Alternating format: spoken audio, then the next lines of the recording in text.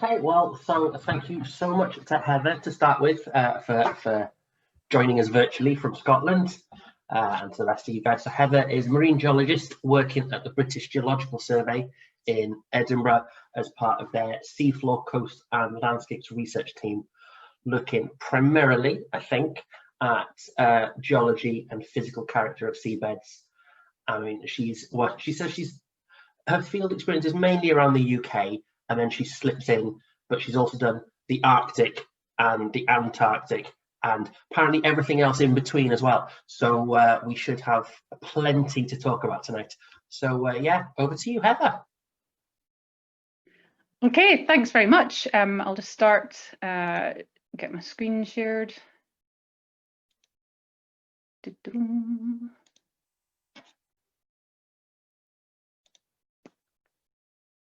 Hopefully you should be seeing a PowerPoint.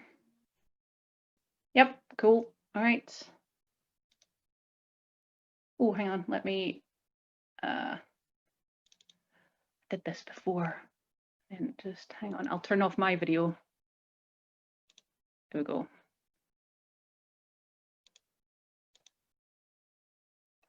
Okay, thank you so much for the invite, and I think that's been one of the positives of lockdown, is that, you know, somebody like me that just sort of sits in a cave in Edinburgh gets to get out and about and speak to interesting groups like yourselves, and so thanks again very much for the invite and the wonderful introduction, Sean. As Sean said, my regular stomping grounds are round about the UK, primarily looking at the shape of the seabed round about the UK and the North Atlantic. But over the last 7 years or thereabouts, I've been incredibly lucky to get involved in some projects looking at some of the deepest parts of our planet, places like subduction zones where one geological tectonic plate is being forced under another and consumed.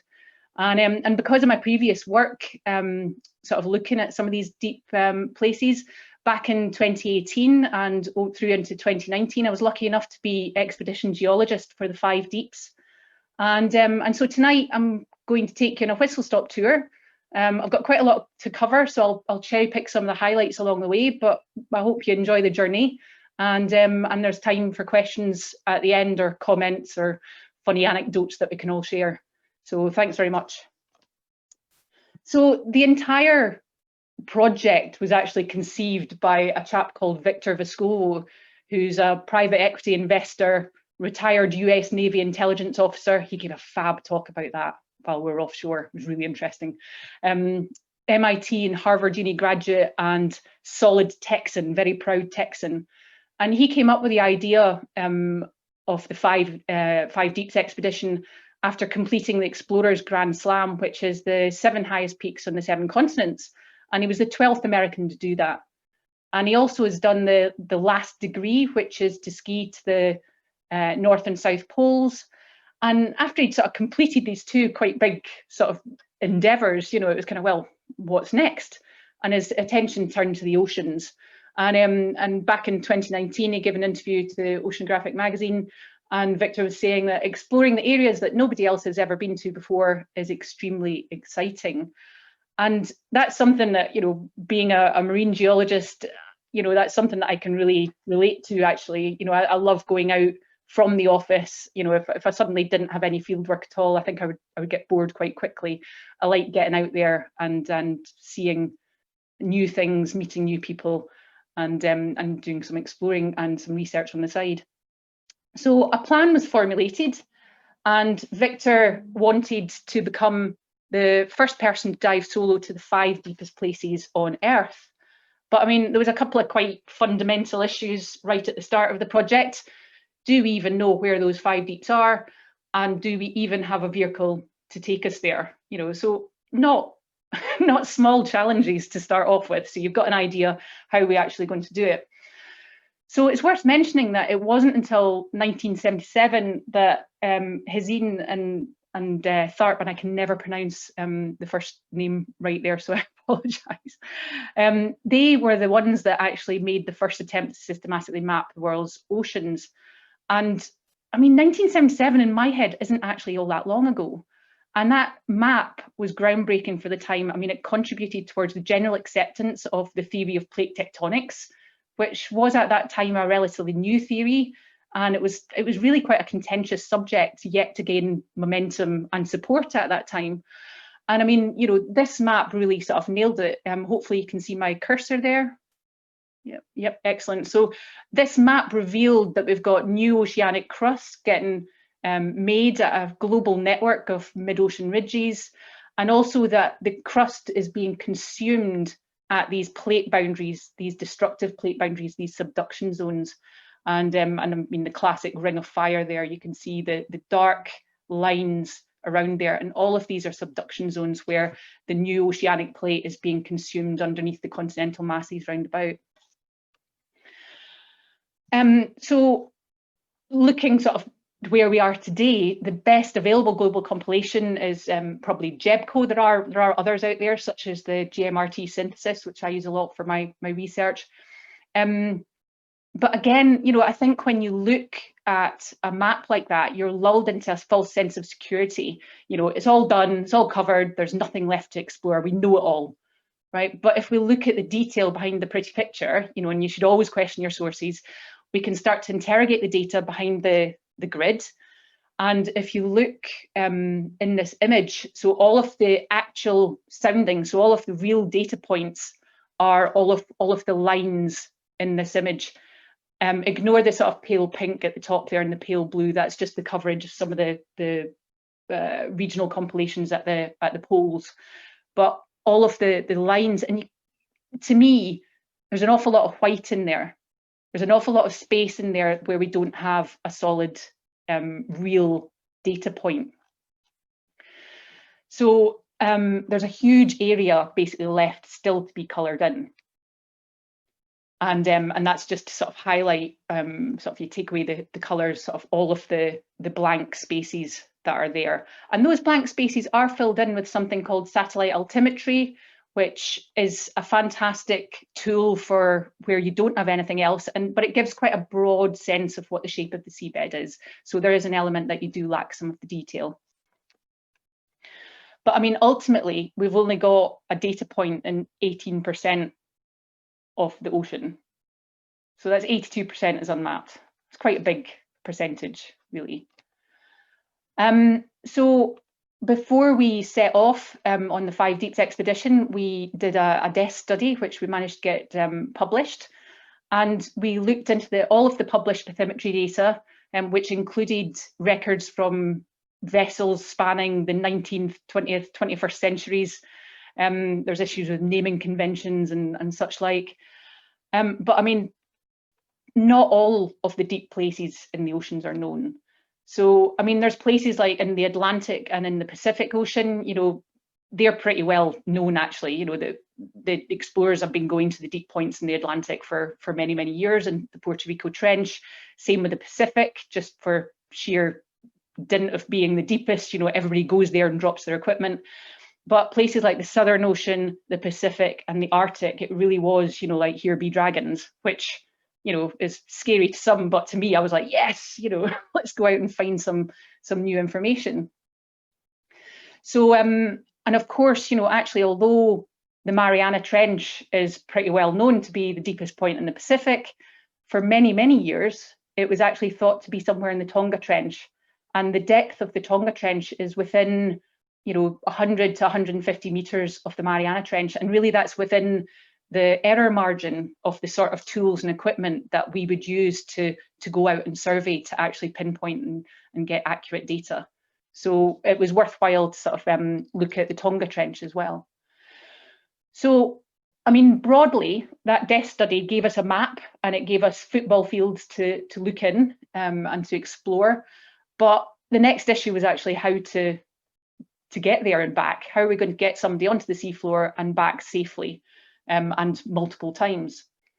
So of course, the Trieste, sorry, I lost my train of thought there. I'll just take a sip, hang on. The Trieste descended into the Mariana Trench back in the late 50s. the descent took nearly 5 hours. And once they reached the sea floor, they couldn't actually maneuver around, and they only spent about 20 minutes on the bottom. So the descent took nearly 5 hours. And it is, as if you look at the photo, it is just a sort of buoyancy sort of section on the top there, and the metal sphere where the occupants were sat, where Jacques Picard and Don Walsh were sat. And whenever they dropped their weights and came back up, it only took them 3 hours and 15 minutes to come back up. And it was pretty cramped in there, nice and cozy. Jacques Picard passed away back in 2008, but Don Walsh is still going strong. And in fact, we had him on board our expedition when we went to the Pacific, and that's him pictured obviously on the left there. Victor, and we've got the geologist Patty Fryer from the USGS in the background there. Yeah, but since then, so since Walsh and Picard and the Trieste, there was a hiatus until 2012 where nobody went to the Mariana Trench, you know, so there was no manned vehicles specifically that went back to the Mariana Trench. And it wasn't until 2012 that James Cameron went back with the Deep Sea Challenger. And so in March 2012, he descended to the bottom of the Mariana Trench for the first time since Walsh and Picard. His entire sort of submarine is a much different shape to what Walsh and Picard had. So it was streamlined to sort of go down and up very, very fast. So it only took him sort of 2.5 hours to get down.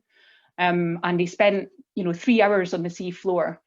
And that dive, in conjunction with his other sort of trial dives, which he took place at a coral atoll in the Pacific and in the New Britain Trench, he's managed to acquire a lot of scientific data, which has been published since then on the megafauna of those trench areas.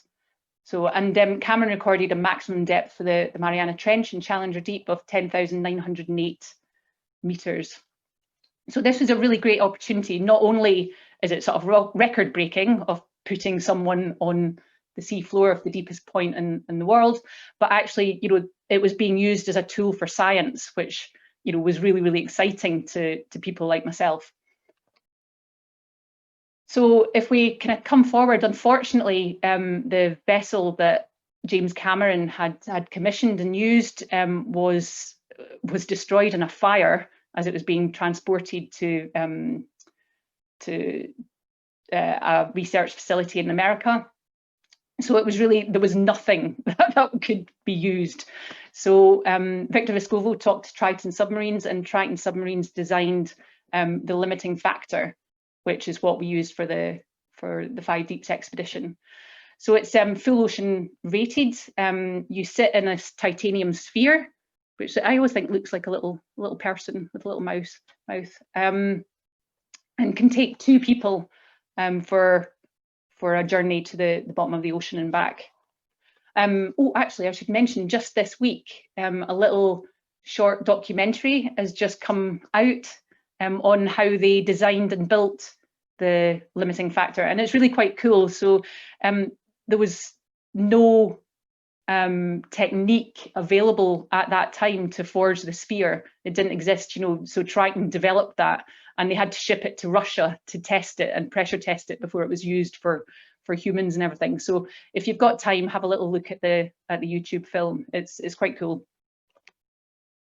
So John Ramsay designed the submarine, and the following sort of 4 slides are from John. And it's just to sort of show you what it's like. I love this picture because this is a sphere here, but you sort of cut away and you've got your 2 little luxury seats. They look a lot more spacious than they actually are. It's quite small inside. But I love, these are your oxygen bottles, but I always think it looks like a sort of gaping mouth with teeth smiling out at you. So yeah, so this is the limiting factor. We've got various sensors on the top for radio and VHF and lights and sonar and such like. This is the trunk. That's about the height of me there. So just to give you a little bit of scale. And of course, I've just realised we're not in person. So you don't know the height of me. I'm about 5'9". 5'9", 5'10". So yeah, so just under 2 meters there. And then you've got your exit and entrance hatch into the titanium sphere. So it's got a sort of titanium chassis that all of the syntactic foam is attached to. And anything that isn't essential that needs to be inside the titanium sphere is on the outside. So the batteries are on the outside. It's also weight that could be ejected in an emergency. And you've got weights at the bottom as well, because whenever you're going down, so the whole thing is shaped like a lozenge, so that you can go up and down very, very fast. And but it's got weights at the bottom there, so that as you're nearing the sea floor, you drop some weights so that you're neutrally buoyant by the time you hit the, well, you don't want to hit the seafloor, by the time you reach the seafloor. And then at the end of the dive, you release more weights, and that makes you positively buoyant, and you come back up. So yeah, as you can see, shaped like a lozenge, so that it's really efficient at going up and down through the water column. And all of the buoyancy is through sort of syntactic foam, which is all attached to the titanium chassis and everything. There's a manipulator arm for taking samples, and all of the lights and everything, and the portholes for viewing whenever you're there. And once you're down on the seafloor, then you've got thrusters that you can maneuver around about and scooch across the seafloor and go up walls and things, which is really, really cool. So in addition to that, we've got some scientific landers. Now these are for sort of science. We've got various sensors and sort of bait boxes for biological samples.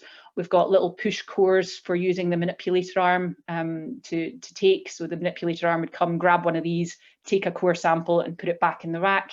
But as well as that, they're actually navigation beacons for the and transponder sort of communications beacons for the submarine, so that we can actually communicate with whoever's in the submarine. We needed a vessel. So this is a former submarine hunter that was found in a shipyard in Seattle. 68 meters long, could take 49, and quite often we had that number on board. It was quite cramped at times. And we kitted her out with something called an EM124 multibeam. And that's the sort of equipment that I use in my research. And basically you get really high resolution water depths to the extent that when you put that into software, you can generate a picture that looks a bit like an aerial photograph, you know, like a 3D aerial photograph. So you can actually look at the shape of the seabed and start to make some interpretations of that. It had a number of wet and dry labs, and we could go to the poles, and in 10 months we travelled sort of 46,000 miles around the globe. It was really properly sort of trans-global expedition. So that's an awful lot of background. So let's get down to it. It was the first one was in the Atlantic just before Christmas in 2018, and it was to the Puerto Rico Trench. And I mean, looking back on that, it was really super exciting. So I had been, you know, writing to the guys running the expedition and to Victor, and, you know, my friend Alan Jameson at the Newcastle University is the chief scientist, so he'd got me involved early. But this was the first time that all these separate teams were together. And I mean, you know, I'd be lying if I didn't say tensions were high, you know. So the submarine guys, they all knew each other really, really well and worked really well together. You know, the scientific crew, we all knew each other quite well, and we worked quite well together. You know, the ship's crew and officers, you know, they were a tight team and stuff like that. And it's not that everybody was unfriendly, but it was all quite stressful because this was the very first deep. We weren't sure if anything was going to, like, is the whole concept going to fail in this first one? You know, so in among all of that, and we're all these sort of groups trying to get to know one another and to see sort of where their limits are and stuff, and to become friends as well, which of course we all did over time. We also throw into the mix a TV documentary crew. So if you get your eye in, we've got a couple of cameras down here. We've got one up here that's watching Victor's. We are launching some of this equipment. And so as well as sort of getting to know one another and being a bit stressed because you don't know if things are going to work, you know, we had an awful lot of new kit. We also had a TV crew going, how do you feel? It was quite the mix of people. And it was a really interesting experience because I'd never worked with a TV crew before. So all of a sudden, with having no experience whatsoever, I was interviewing other scientists. I was being interviewed myself. You know, we were all being, you know, sort of sat down, and the mood lighting would go up, and we'd be asked questions. And on the back deck was this submarine that we were about to be using, that we knew worked, but hadn't been launched to 8,000 meters yet, which was where it was going, because we're in the Puerto Rico Trench. So the death study that we did, you know, it has been well surveyed, but I mean, there's elements like, well, where are we going? You know, are we going to the Gillis Deep, the Dolphin Deep, the Challenger Deep? Because historically, everybody else that had gone to, you know, some of these areas, they called at things. You know, they would sort of put a sounding out, say that's the deepest point based on no evidence whatsoever, and then go, I know, I'm going to call it Gillis Deep. And that's it. It would become like this sort of thing.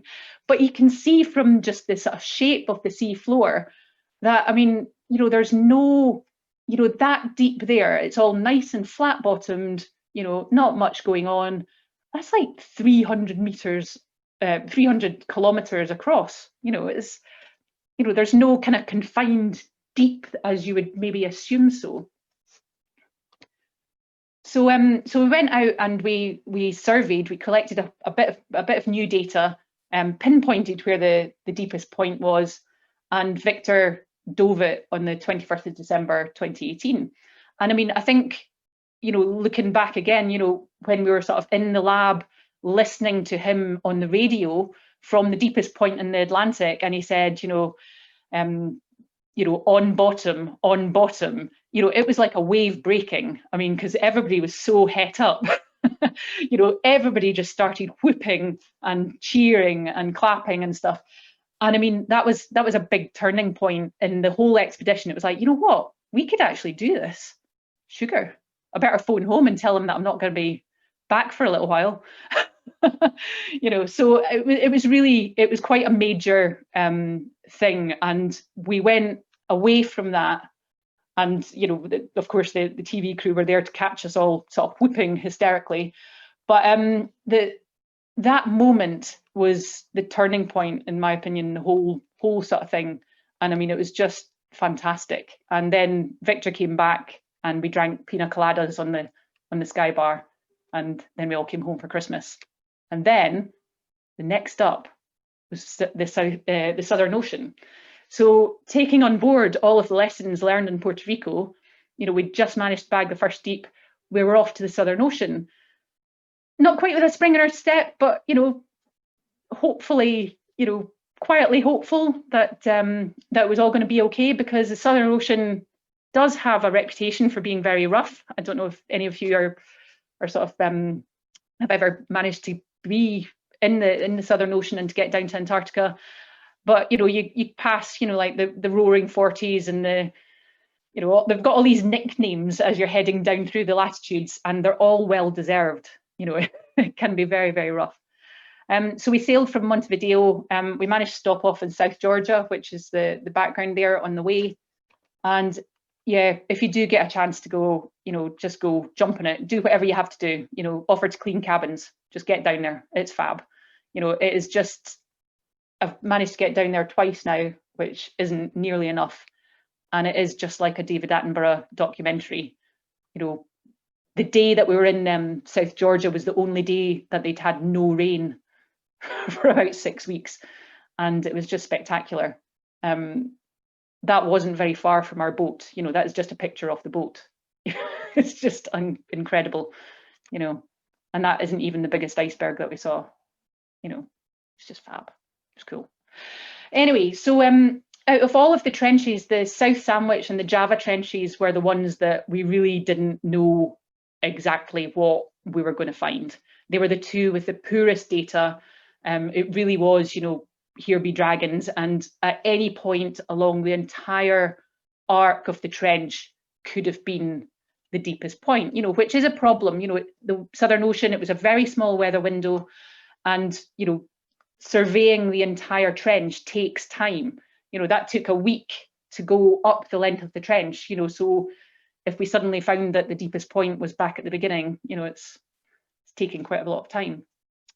The trench itself was first surveyed in 1926, and they found the deepest point in the entire trench system to be in this northern section called the Meteor Deep, after the ship that found it. But depending, and this was where it got a little bit controversial, depending on which discipline you are, that depends on whether you think Meteor Deep is in the Atlantic Ocean or the Southern Ocean, because the boundary between the two is in the middle. So if you're an oceanographer, that boundary actually varies seasonally. So you've got the Antarctic polar front comes up and down seasonally.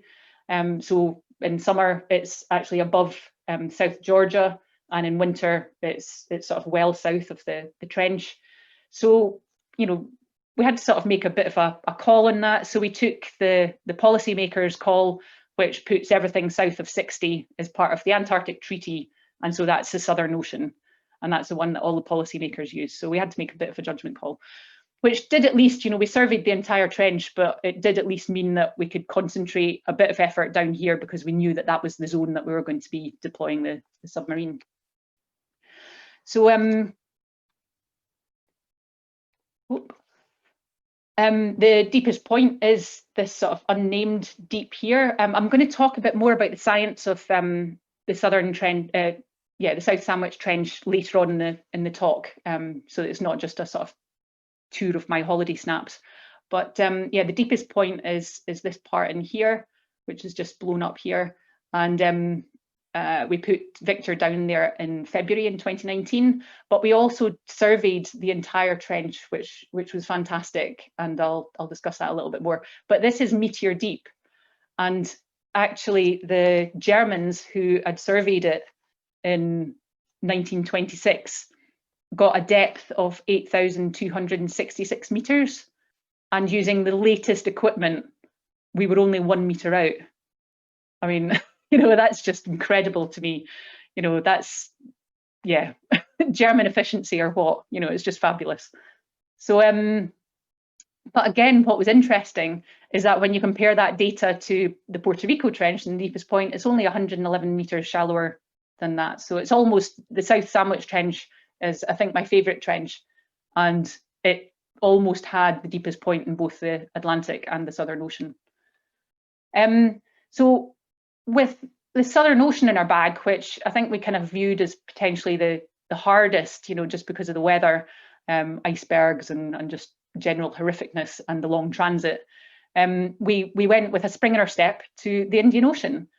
But there is where I'm going to take a little break and allow you all to get a refreshment. I've just put this image up here. So just as a sort of an aside, it was a fantastic opportunity. We had loads of people from different disciplines and backgrounds on board.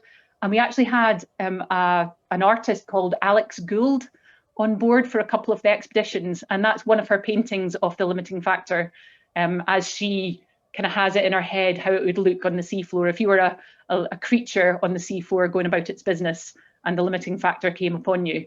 And this is Alex's interpretation of that. So I'll leave that up there just now. And if we all go and get a cup of tea or beer, stretch your legs, and I'll get you in a few minutes. Wonderful, thanks, Heather. Yeah, we'll make that 5 minutes, so we'll start again at 5 past everyone. That's bang on 8 o'clock. And yeah, and do keep putting your questions in. I'm sure there's been plenty that have been stimulated from that. Do put questions into the chat box so we can feed them to Heather at the end in a sensible way. And do feel free to tweet about what you're seeing as well. On Chester Scibar. So what's our Twitter handle? Chester Scibar? All one word? Yeah. It is. Yeah, I should know these things. Otherwise, I'll start again at 5 past. Seamless.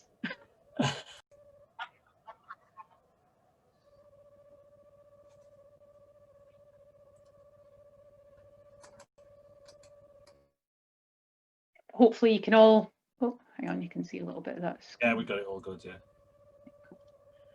Uh-oh. Oops, pressed the wrong button. Don't. It was up fine, yeah. Yeah, it was all fine. Oops. Apologies, that's what I get for fiddling.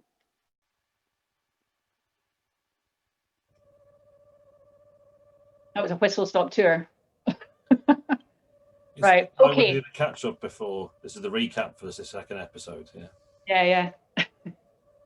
It's like something out of the Matrix. Your eyes should have just been going and you just suddenly know all about trenches. Okay, back to point. So we ended up in the Indian Ocean. We all got off in South Africa and left the vessel to transit across. And I mean, we were lucky enough that the mappers stayed on board and they surveyed a transit across the Indian Ocean as well. And en route, we stopped off at the Diamantina Fracture Zone, which is off southwest Australia, before we went up to the Java Trench, because again, a bit like the Mariana and Horizon Deep sort of Tonga Trench issue, the depth of the Diamantina Fracture Zone and the depth of the Java Trench were relatively similar. So it was within the sort of error margin of the systems that you would traditionally use to survey. So we thought that we should just take a flyby as we're on the way and just double check. So it was a really great opportunity to just acquire a bit more data on the way. And so we ended up in the Java Trench. And again, a bit like the South Sandwich Trench, you know, it was somewhere that I found quite surprising that it hadn't been surveyed more, given, you know, the terrible headlines that have hit, you know, the news and the terrible events, you know, the Boxing Day tsunami, for example. You know, I thought that there would be a lot more data available, but there's more data sort of up in the sort of Sumatra Trench, which is just to the sort of, you know, if you follow, this is the Java Trench, if you follow that trend up to the north, it becomes a sort of shallower Sumatra Trench, and that's where a lot of these big catastrophic tsunamis have taken place. So there's more data up in that part of the trench system. So while we're in the Java Trench, we took the opportunity to survey the entire length of the trench, because, you know, the deepest point could have been one of sort of 3 spots that, you know, literally went end to end of the trench. And the deepest point wasn't actually where I thought it was going to be at all. So it just shows you, you know, don't trust, you know, what you download online, you know, and we're back to the conversation on Twitter there. But we managed to find the deepest point, which was right in this really small little deep section just ahead of, this is a massive seamount in here. So we've got the trench axis sort of between B, C and D, so the blue line. And this is a big seamount that's coming into the trench, and is at some point in the future, far in the future, it will be consumed at that trench boundary, and that's where the deepest point was. And so Victor dove that back in April 2019, and that's 7,187 meters deep. But the turning point, I think, in the entire expedition was that on the back of the successes of, you know, Puerto Rico and then the Southern Ocean, suddenly science, I think because everybody got, you know, a bit more into the routine, you know, things were coming together, things were becoming easier, you know, you're not troubleshooting as much, everybody's got to know each other, the whole operation became very slick, and I don't want to say easy, not easy in a sort of like, you know, cavalier way, but the whole operation became much more familiar and safe. And so all of a sudden, there was the opportunity to start using the submarine for science. So before, you know, all of this bathymetry data, this multibeam data, you know, was available for science. All of the samples that were required by the landers that were also used by the sub were for science as well. But suddenly we were allowed access to the submarine. And so my colleague Alan Jameson and Patrick Leahy, who is president of Triton Submarines and perhaps the most experienced submarine pilot in the world, dove an escarpment on this overriding plate. So this section here to the north is the overriding plate. So this is the one that's riding on top of this oceanic plate, which is being forced underneath. So they managed to dive an escarpment going up this overriding plate in the submarine. So that was a real turning point, and we managed to get a lot of fantastic data from the Java Trench. I do realise that video was probably a bit jerky in Zoom, but I made it and I'd quite like to showing it. Java Trench is just amazing. So we went from the satellite altimetry resolution data, which was really, really broad. You know, imagine the shape of somebody lying underneath a duvet. You know, you're not going to see any of their sort of shapes or figure or anything. All of a sudden, you know, Java Trench was laid out for us. It was lovely. And I mean, if we just zoom in on a couple of sections here, so these are 2 seamounts, well, 3 seamounts, 1, 2, and then 3, and you can see that they're crossed by these lines. Now, these lines are actually massive escarpments, you know, kind of like cliffs, and they're caused as this plate here, so this plate that the seamounts are on, are bent underneath the overriding plate. So that's the plate that's got the Java and the Indonesian subcontinent on. As it's forced underneath, it breaks, it fractures. It's like if you were trying to bend a plate, a plank of wood. Eventually it'll flex a little bit and eventually it'll just break. So these are bend related fractures, and they completely, you know, cross all of these massive features like seamounts. And I find that really, really cool. But once you get your eye in a bit more, you start to see all these little kind of cauliflower shapes around about here. And these are the imprint, the footprint of a submarine landslide. And these are really important for all of the reasons that I was just talking about, my surprise at why there was not more better data in the Java Trench. You know, submarine landslides can, in some instances, be tsunamigenic. You know, so the fact that we have found them for the first time, we can start to look at, well, how many of these landslides could have in the geological past have created a tsunami. Can we tie that with deposits that are onshore? You know, are there areas of the island chain that is along that margin that are more prone to getting hit by tsunamis than others if another tsunami was to be caused along this margin? And again, even on some of these other seamounts that are coming in, all these little bites out of it are more submarine landslides. I mean, I've found more submarine landslides on this margin than any of the other trenches. So, I mean, the morphology and the scientific research that we can get out of this data is phenomenal. And we know that this landslide here was tsunamigenic. We don't know when it would have gone, you know, but we do know that it would have impacted the Indian Ocean basin at some point in the geological past. So it's not all just sort of rainbow coloured maps that kind of can give you a headache if you're not that way inclined. You know, we've got a lot of seafloor footage from not just the Java Trench, but all of the trenches. This is just an example from the Java Trench. We start to see all of these brightly coloured areas are areas of chemosynthetic bacterial mats. So we've got fluids that are coming up through the crust, being erupted onto the seabed, but not in a way like a hydrothermal vent. So all those lovely documentaries that you'd see of a black smoker, you know, pumping out fluid, not like that, in a much more diffuse way. So imagine maybe like a sponge that is full of water. If you squeeze it, you'd get water kind of bubbling up through the sponge, a bit like that. But we can see along some of the sedimentary layers here, you can see that the chemosynthetic bacteria are taking advantage of those weaknesses in the rock and the fluids that might be exploiting those weaknesses as well. We also filmed the deepest octopus ever. So the depth record for octopus had previously been much shallower than that, and that octopus, that picture, was recorded at 6,948 meters. Also a stocked Ascidian as well, just sort of randomly just floated across the front of the lander. You know, so it's usually attached at one end onto a rock or something, and it obviously been detached and it was just being carried along in the current as well.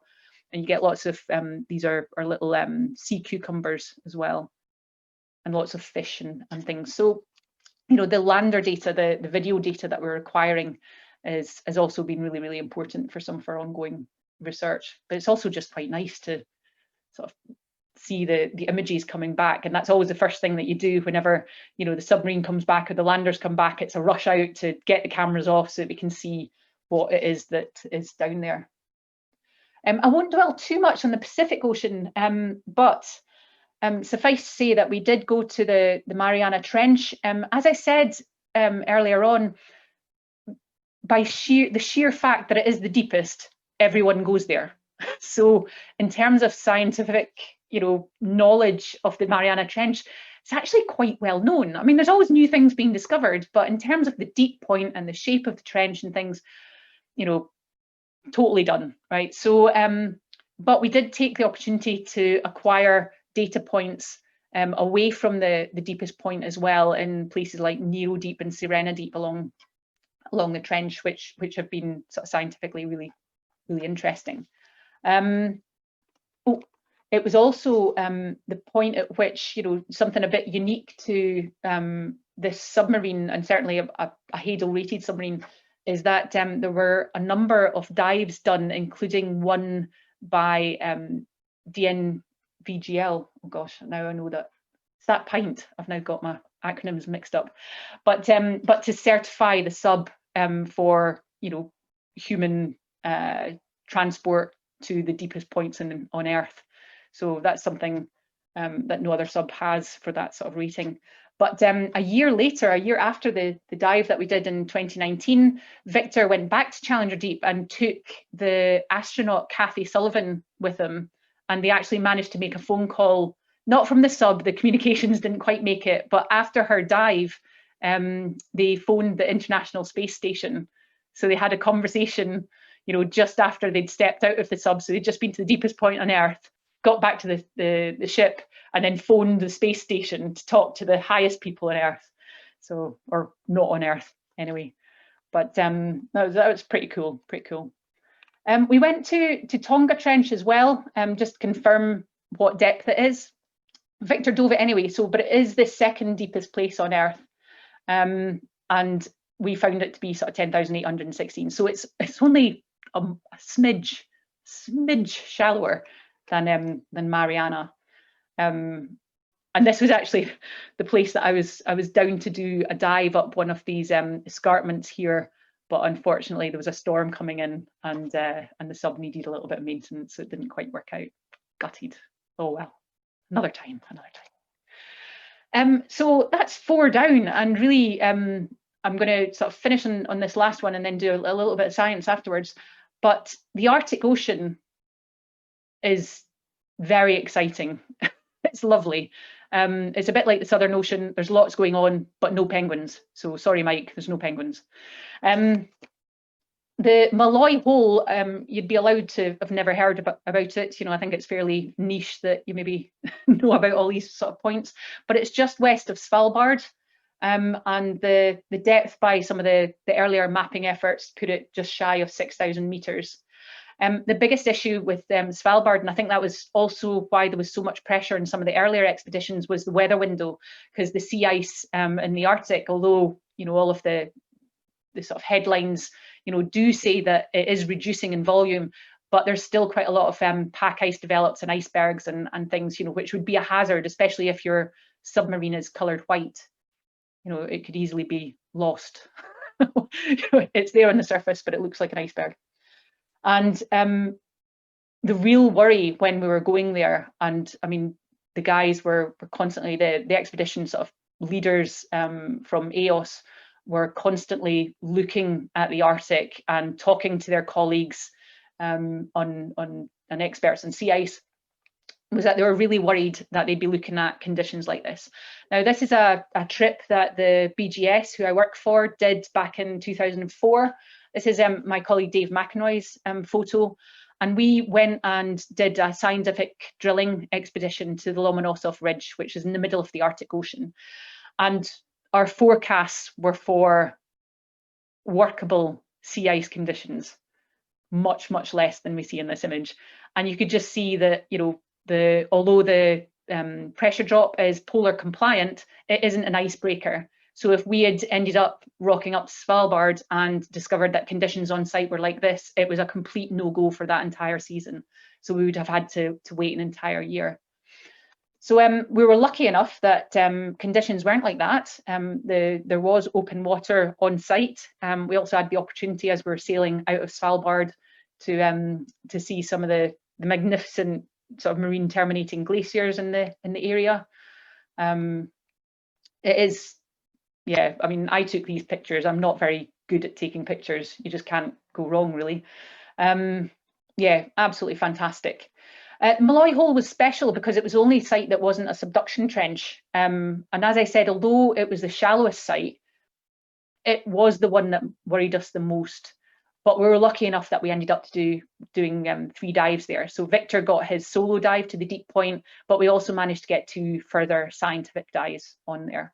So Malloy Hole, it's not a subduction trench. It's where one plate is sliding past. Hang on, what am I talking about? No, it's not a subduction trench. It's located on the Mid-Atlantic Ridge, and it's a little sort of pull apart basin in a little sort of intersection of some fracture zones on that ridge. So that's why we get this little abnormally deep point there. So we surveyed it and found the deepest point to be 5,551, and we managed to get Victor down there. But what was really exciting, as well as sort of managing to do the 5, was the science overall. So we got to the end of that journey in 10 months. So we did 5 deeps in 10 months. We travelled all the way around the world, and I think the multidisciplinary research is a true winner in this whole scenario. So the science coming out of the 5 deeps, you know, engineering, you know, the equipment that was put together, built specifically bespoke for this trip, you know, is fantastic. You know, the survey data, the biology, the geology, the oceanography. And I'm just going to touch on a couple of little highlights just to sort of round off the talk, because it does just look like it's a suite of my holiday snaps, and some might be wondering why I've been invited to come and talk. The 5 Deeps expedition mapped sort of 650,000 kilometres square, and that's a big contribution to something called the Seabed 2030 initiative. And you know, might gather from the name there that the aim of that is to try and map the oceans by 2030. You know, if you think back to the start of the presentation, and I was showing all those white space, which you can see there as well, we managed to cover quite a lot of ground. And actually, we've got follow-on trips. You know, so we actually visited more than just the 5 trenches that I've highlighted there, but we visited, you know, the Solomon, Yap, Banda, Agulhas, Palau trenches, fracture zones, all the transits in between. And a lot of that was over areas that hadn't been previously surveyed.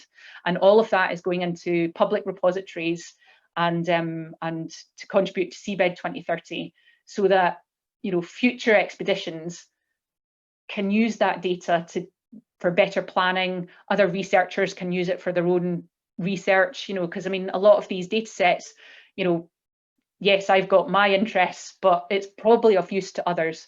For example, some of the seamounts that we've found, you know, they're important in terms of oceanographic current studies and ocean mixing. They're known spots for increased biodiversity, for example. You know, so a lot of this data, you know, is useful to other disciplines, and it's really important that these data are put out on public platforms. So we're in the process of doing that.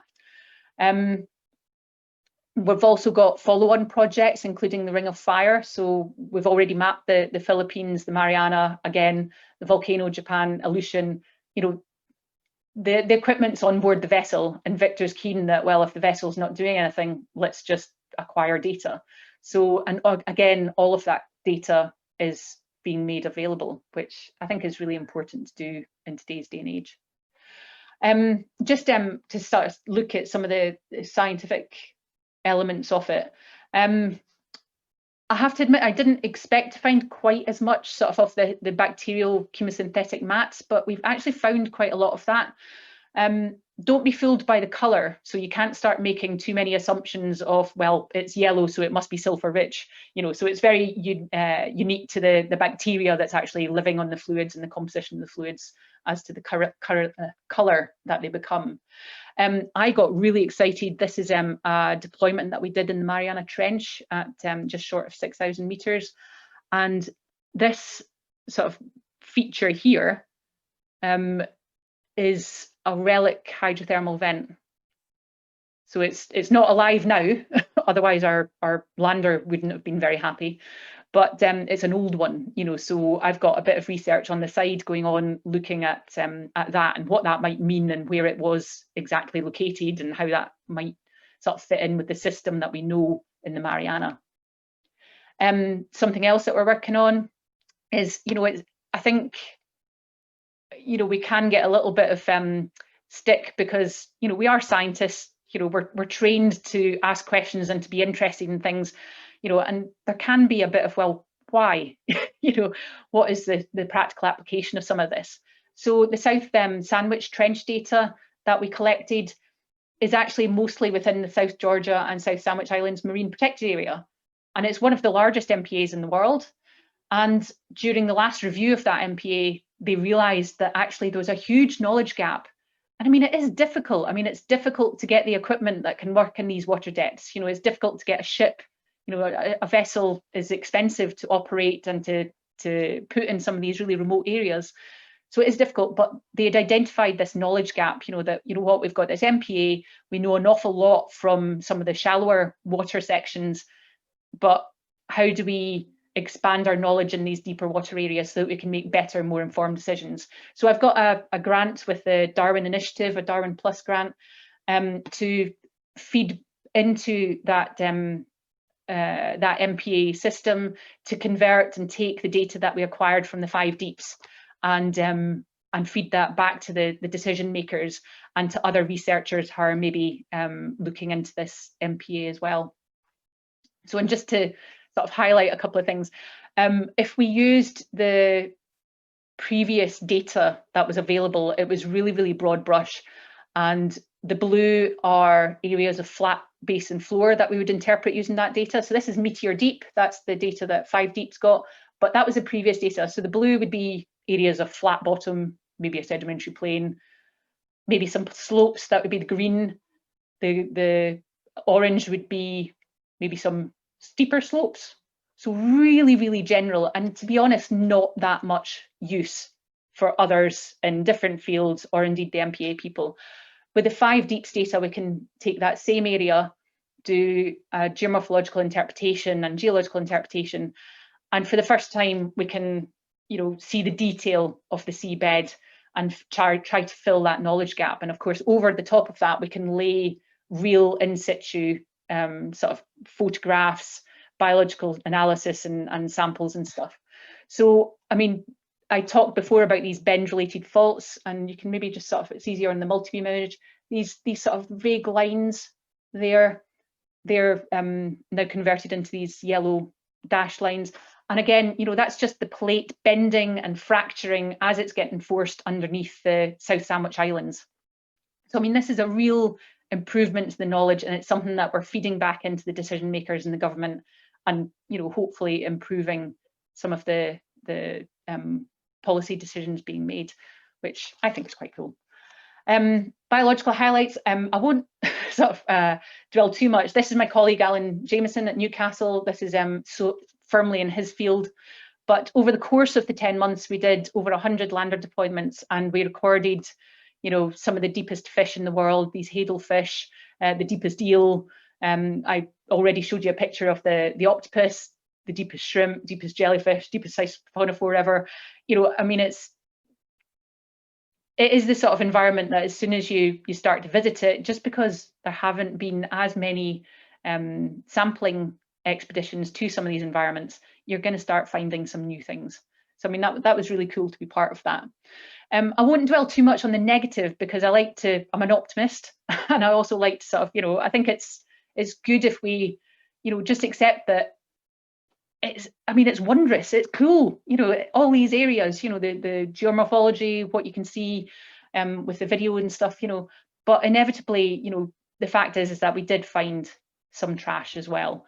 This is actually from Mariana Trench, and these are fine cables that have just been dumped, but you can see that there are some sort of crossing the others. Some of them are in span, so they're floating in the water column, suspended as well. So I mean, that's a bit of a hazard for a submarine, a manned submarine. You know, you wouldn't want to get too close to any of these. We found sort of beer bottles and Heineken cans in the Puerto Rico Trench, and things, you know. So inevitably you do find trash, but let's keep the positive vibes going and look at the cool things that we found. And just sort of really finish off, I did do something a little bit exciting. So this is me sort of working out on deck. I managed to get a dive in the submarine, which I was super stoked about, especially after my dive in Tonga got cancelled. So in August 2019, in the Arctic Ocean, I got to go down onto a seamount. It was super cool. It's like 2,500 meters, which is well below sort of all military subs and stuff. So you get a goon suit that is flame retardant, but doesn't fit anybody. So makes you look a very odd sort of rounded shape. Oh, as I said, of course, you can just see the boom coming in there. Of course, the documentary team are there and they're like, "Are you scared?" Surprisingly, I wasn't. And I think it's because we'd spent so much time together with, I mean, John Ramsey, who actually designed the submarine, the guys, Patrick Leahy, you know, Frank, Kelvin, all the guys from Triton, you know, I can't name them all, there's just millions of them, but they're all fabulous. And they instill so much confidence because they're absolute professionals that I never thought once about, you know, oh gosh, is something going to happen? Didn't even cross my mind. And I think it's because I got to know the guys. So I was just super, super excited the entire time. You can tell by the size of my grin. You start to climb into the sub. So you sort of, Frank, he's the guy who sees you off the boat and onto the sub. He sort of gives you a punt up, rather unladylike, by the butt. You know, just sort of grabs your left butt cheek and gives you a punt up. This is Tim, one of the engineers, and his job is to see you safe into the submarine. He actually turns the big handle on the hatch, which is exactly like it is in the films. You know, you've got the big handle to make it watertight once you're into the sphere. And then he stows all of the strops and all of the safety barriers and stuff. You know, he takes them off and things and makes everything safe. So, and then that's me in the sub bobbing away, and Tim does his thing. He is like James Bond. He just sort of gets on with it, and he looks very spectacular. He's in all the photos, and then you just, you know, the call is given that it's safe to dive. Actually, I got 2 dives because we went down and the hatch was leaking. So I got down to 300 meters and then we had to abort. So after all my talk about being totally confident in the guys, it was there's a sort of drip, and I didn't really take any attention to it. I just assumed it was normal. And Victor was like, "Huh, when did that drip start?" I was like, well, "I don't know." and he went, "Huh, okay, yeah, I'll maybe just monitor it for a few minutes." And then it got worse. And he went, "Yeah, I'm going to have to call it, Heather." I was like, "That's okay, no problem." Because even if I hadn't got down to the seabed, just the experience, that moment of where everything's silent, you get given the green light and you just sink under the waves. And there's no movement, you just sink. You don't feel like you're moving, but it's just amazing. And you see all this sort of marine detritus, the marine snow, little fish and everything sort of floating up past you, past the viewing windows. I mean, it's just fantastic. Can't just sort of get over it. But the guys turned it around sort of a couple hours later. It was a tiny little washer and a pressure release valve on the hatch.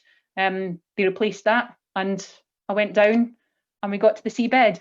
And the moment where the seabed sort of emerges out of the gloom is just fantastic. So we've got the sonar on, so we knew that we were getting close to the seabed. So we started releasing weights. When I say we, it was actually Victor. He was the pilot. I just sat there, but cool.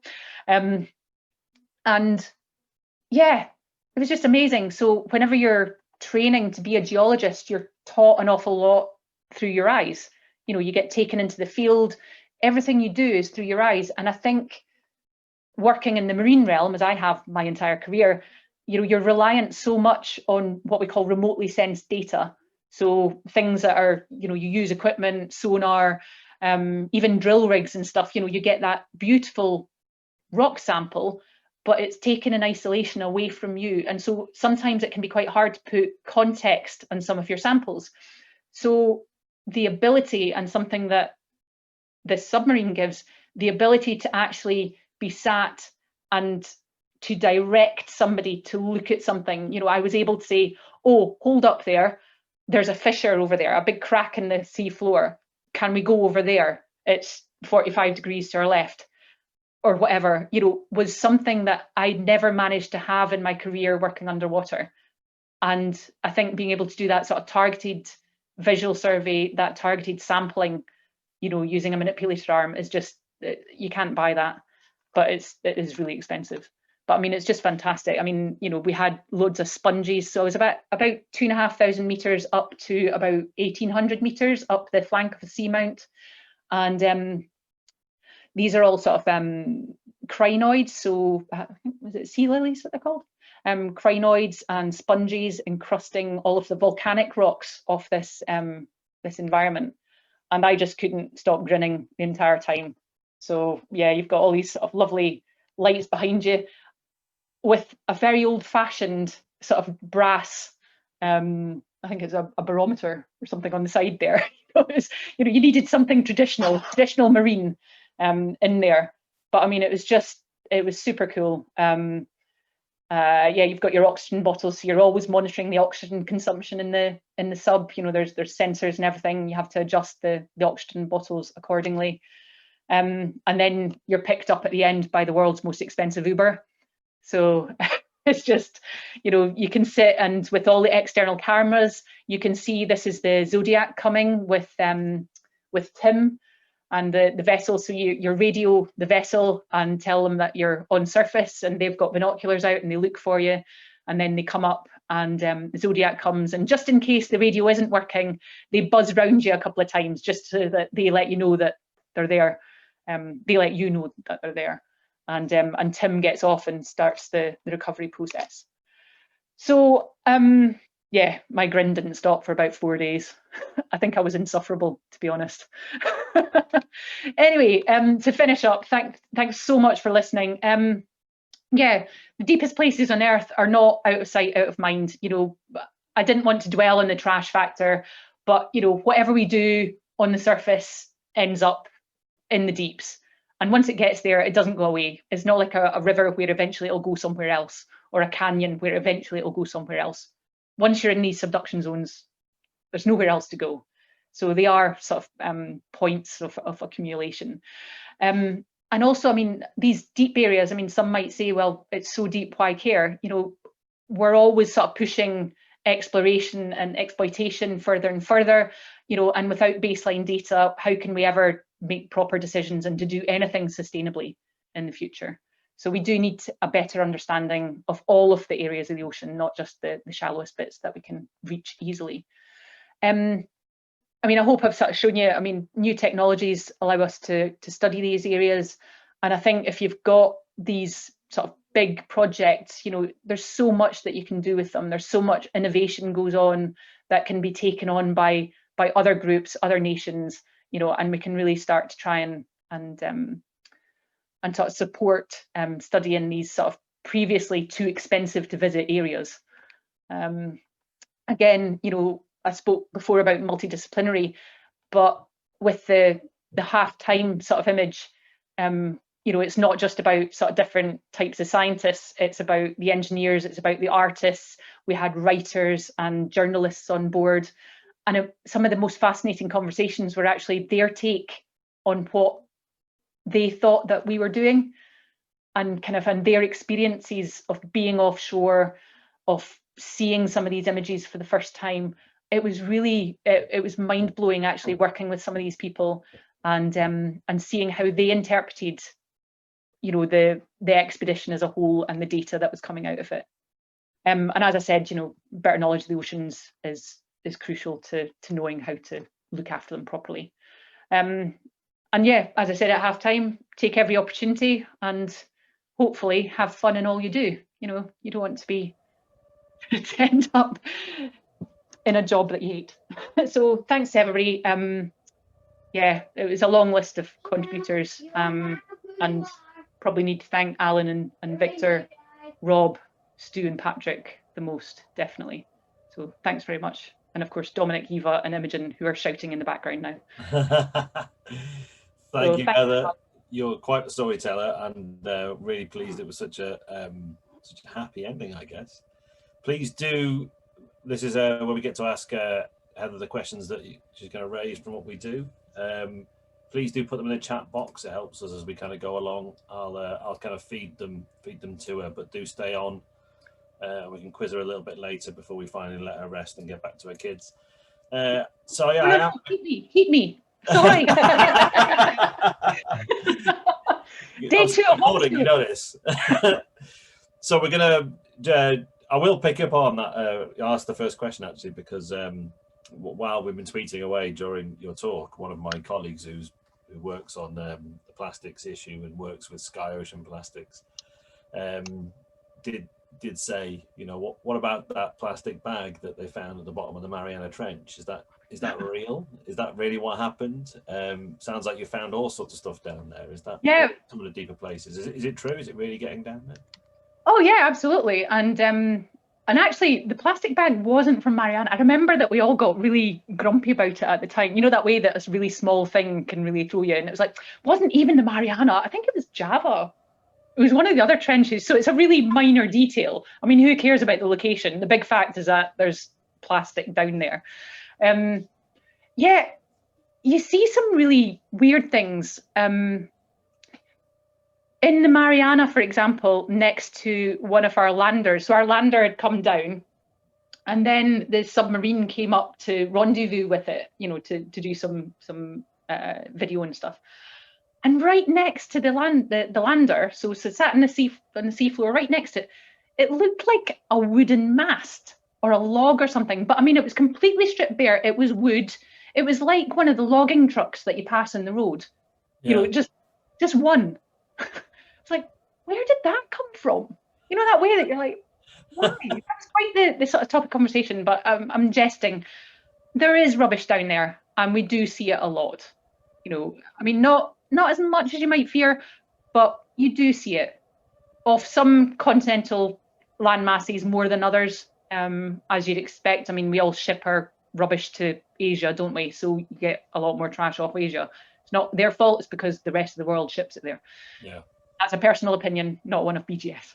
No. Won't hold you. Yeah. I guess connected to that, Stevie was asking about the weights you drop off the bottom of the vessels.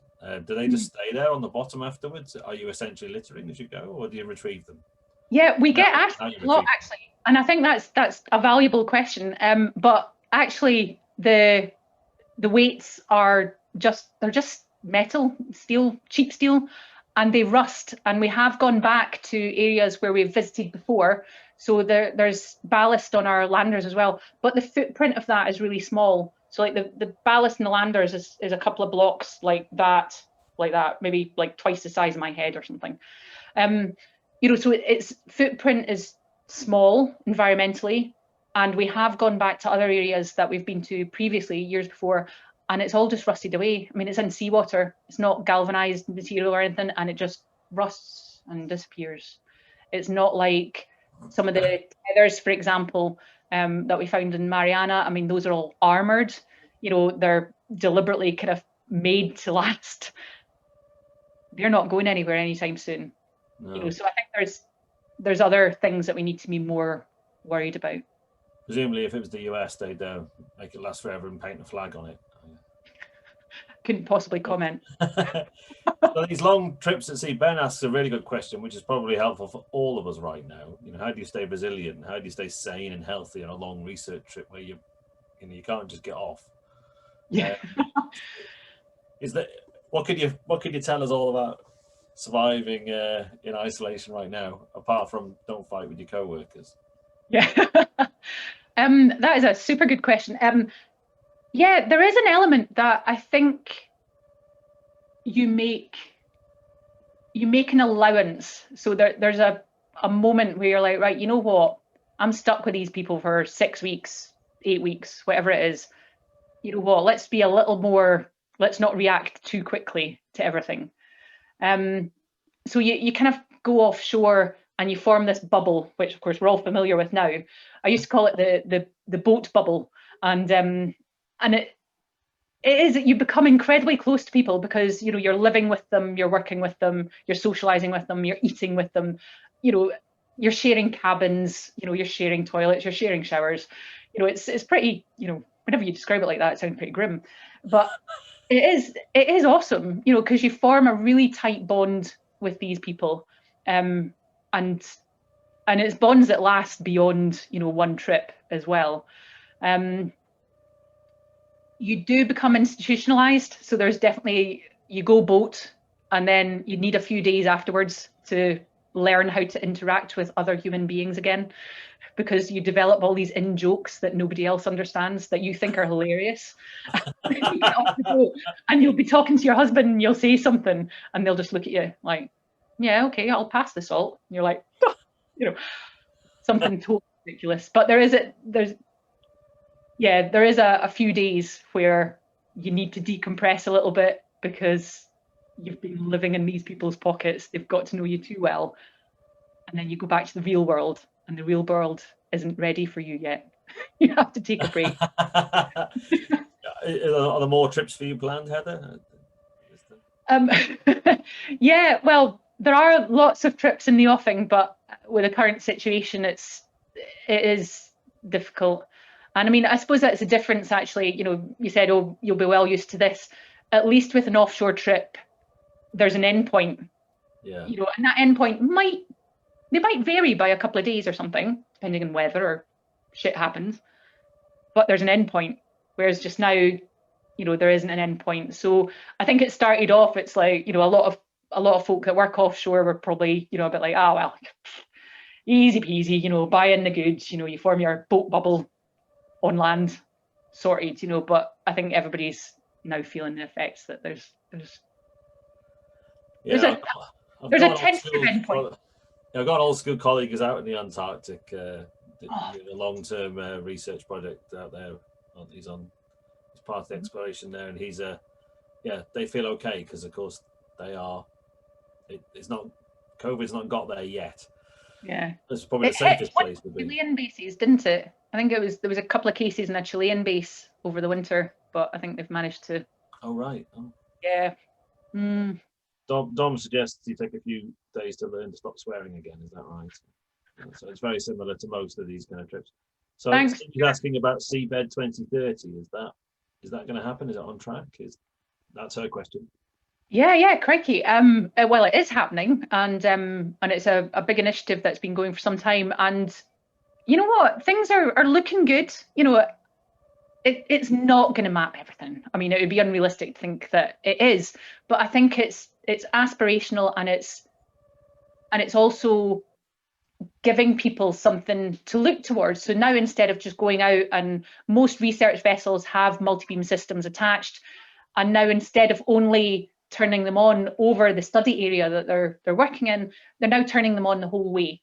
You know, so, and then they're like, right, okay, well, even if that isn't relevant for this project, you know, we'll give it to Seabed 2030. So what it's doing is that it's encouraging more release of data. So there's quite a lot of data sitting in people's drawers.